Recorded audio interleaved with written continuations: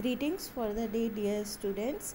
In continuation on my lectures on bioenergetics, this is my second lecture, and today I'll continue the topic of bioenergetics and laws of thermodynamics. Now we will discuss why cells require sources of free energy. We know that living organisms acquire free energy from nutrient molecules. Cells transform this free energy into ATP and other energy rich compounds. They are capable of providing energy for biological work at constant temperature. The composition of a reacting system tends to continue changing until equilibrium is reached. At the equilibrium, the rates of forward and the reverse reactions are equal and no further change occurs in the system. The K equivalent is defined by the molar concentrations of products and reactants at equilibrium, that is, the reactant and the product sides are in equilibrium, and the reaction constant at equilibrium is given by the relation K equivalent is equal to C raised to the power C D raised to the power D divided by A raised to the power A and into B raised to the power B. When the reacting system is not at equilibrium, the tendency to move toward the equilibrium represents a driving force. The magnitude of this driving force is expressed as free energy change, which is denoted by delta G. Under standard conditions, that is at 25 degrees centigrade, when reactants and products are initially at 1 molar concentrations, the force driving the system toward equilibrium is defined as the standard free energy change, that is delta G naught. By this definition, the standard state for reactions involve H plus is equal to 1 m or pH is equal to 0. However, most biochemical reactions occur in well buffered aqueous solutions near pH 7. For convenience of calculations, the biochemists define a different standard state, which is the concentration of hydrogen ions is 10 raised to the power 7 minus 7 molar. And for reactants that involve magnesium ions available in most reactions involving ATP, its concentration in solution is commonly taken to be constant at 1 millimole. Physical constants based on this biochemical standard state are called standard transformed constants and written as delta G dash naught and K dash equilibrium to distinguish them from the untransformed constants which are used by chemists.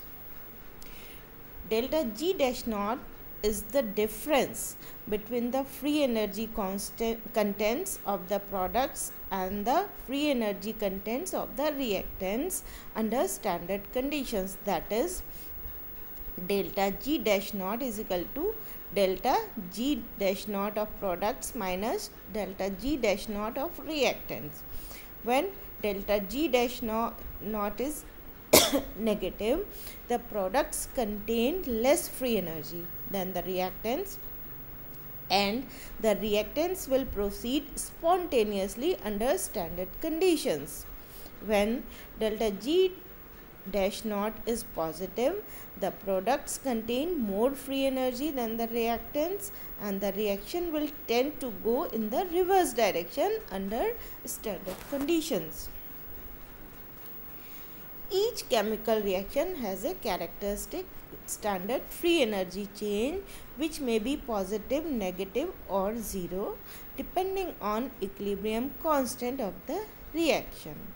Delta G dash naught tells us in which direction and how far a given reaction must go to reach equilibrium when the initial concentration of each component is 1 molar, the pH is 7 and the temperature is 25 degrees centigrade.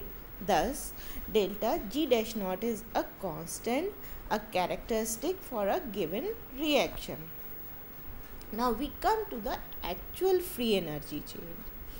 Actual free energy change, that is delta G, is a function of reactant and product concentrations and of the temperature prevailing during the reaction, which will not necessarily match the standard condition as defined in the previous slide.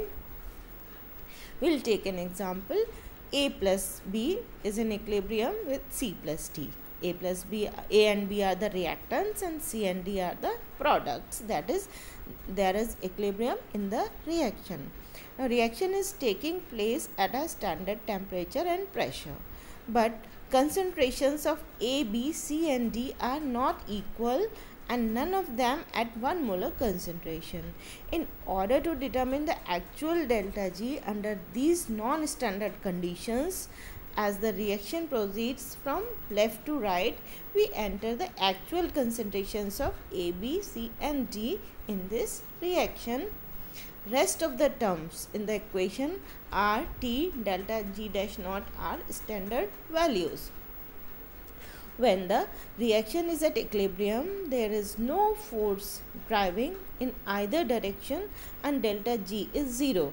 Thus, equation reduces to as given in this expression, that is 0 is equal to delta G dash naught plus RT ln C D, that is their molar concentrations of C D divided by molar concentration of A B.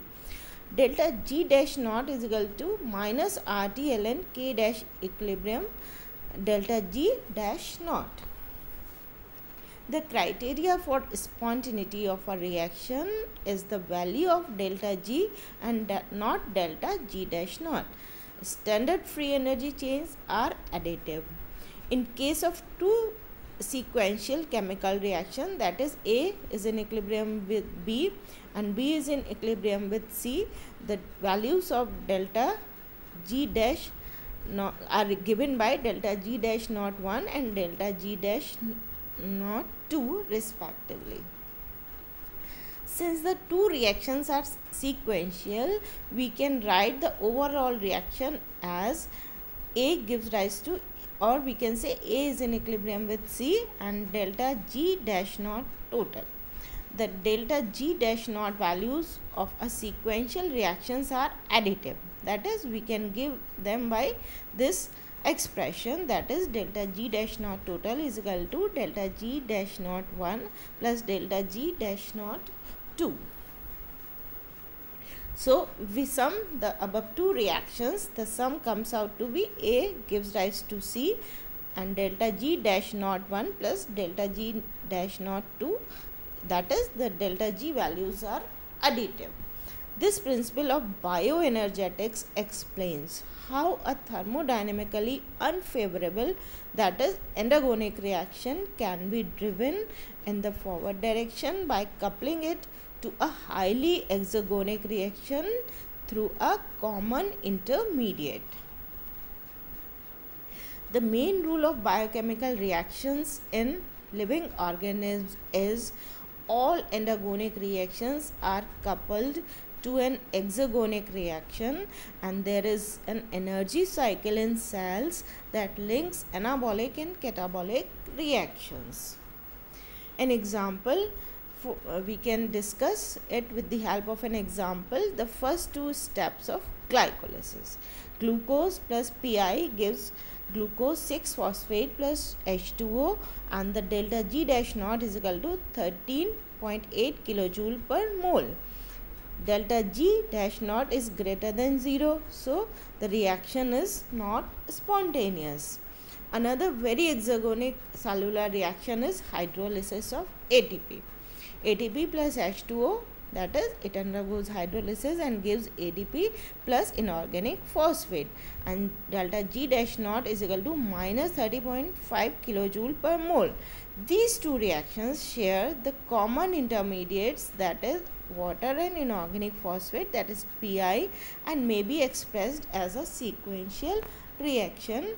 Here we can see the sum of two reactions, that comes out to be sum is equal to glucose plus ATP gives rise to glucose 6 phosphate plus ADP. The overall standard free energy changes are shown in this expression, and the value comes out to be minus 16.7 kilojoule per mole. So overall reaction is exergonic. Energy stored in ATP is used to drive the synthesis of glucose 6 phosphate, even though its formation from glucose and inorganic phosphate is endergonic.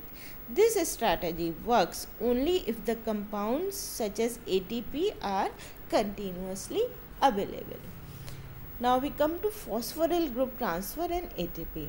Living cells obtain free energy in a chemical form by catabolism of nutrient molecules. They use that energy to make ATP from ADP and inorganic phosphate. ATP denotes some of its chemical energy to it donates some of its chemical energy to number 1 endergonic process such as the synthesis of metabolic intermediates and macromolecules from smaller products, and number 2 the transport of substances across membranes against concentration gradients, number 3 mechanical motion, that is muscle contraction. This donation of energy from ATP can occur in two forms, that is number 1 ATP gives rise to ADP or inorganic phosphate, or ATP gives rise to AMP, that is adenosine monophosphate plus 2 inorganic phosphates.